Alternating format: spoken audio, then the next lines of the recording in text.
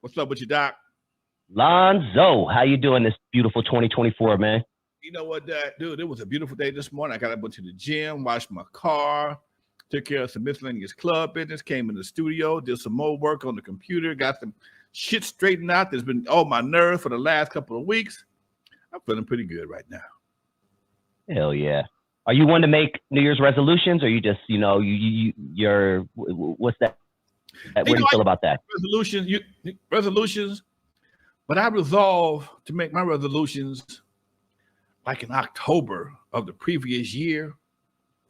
And by the time New Year's come around, I'm honing in on my new improved resolution. You know, I got to learn to say no. I've been practicing all October, all November. I have to make people respect the authority and the experience. You know, sometimes I'm such a good-hearted person, I forget people get paid for what I do sometimes. People get paid for what I do most of the time, but I'll give away something that I can sell. And then when I look up, like, damn, I could have got paid for that. I could have, and I don't mind helping people. I don't get it twisted. But sometimes I realize people I'm bending over to help, it wouldn't do the same thing for me.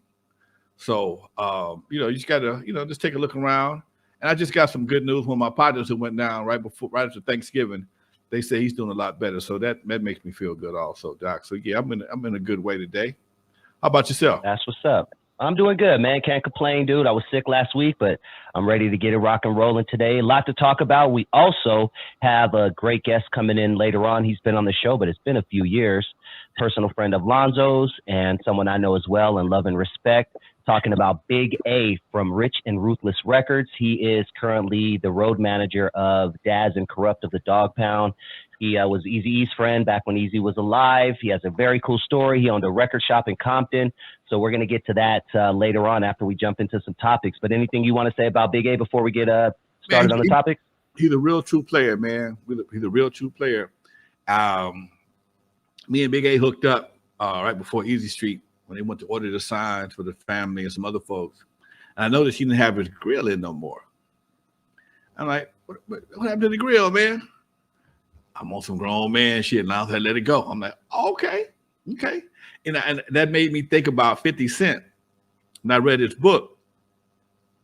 And he says that at some point in time, when you're ready to change your gears, you got to change yourself. When you're ready for people to respect you on a different level, you have to give them something to respect. Not saying that if you carry yourself a certain way, you're not respectable, but you're more respectable if you do some more conventional things. Every once in a while, you got to throw on a suit coat. You got to throw on a suit sometimes. 50, his thing was, if you're trying to hang out with if you're trying to do business with these Brooks Brothers cats, you got to look like one of them. You can't come in looking like the thug from the street because they're gonna get intimidated. They don't use thugs; they use lawyers. That's their thugs. So you have to be prepared to, present yourself in a position in a way that's going to be conducive to that particular environment. And that's something I had to applaud him for that, because the grills is cool when you're trying to do certain things. But after a certain while, man, you don't want to. You knock down your value when you do certain things. Salute to OG Steve. Much love, man. Love to you, man. Love you, brother. And I got to give him a side shout out, man. He's a really good dude. We had one of my best friend's daughters passed away last month, and we put up a GoFundMe, and Steve was very kind in his donation. So I just want to thank you once again. The family appreciates it.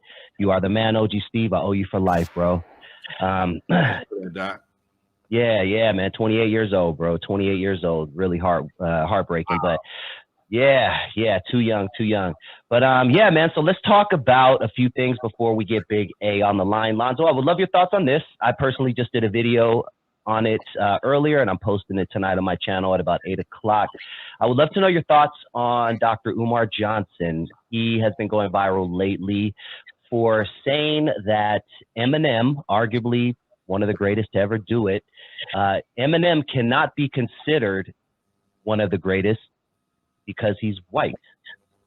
I would love to know your thoughts as someone who's been in hip hop since the inception.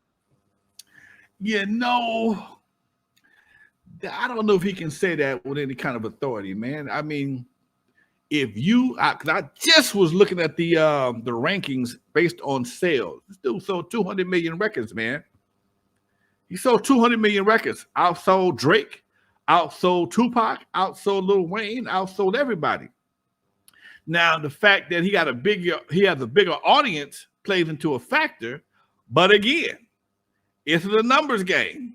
All right. If you hitting 200 million sales, I'm trying to figure out what your skin color got to do with you being the best. And he's one of the most vicious, most respected lyricists in the game. Nobody want to mess with him. All right. If you want to get your hat, as my dad said, get your hat brought to you. Go mess with 50. Go mess with Eminem. I don't know why he fit. I don't know why he feels that way. Yes, hip hop and rap was something that was invented, created, and nurtured by the Black community, but it's also been used against us in so many different ways.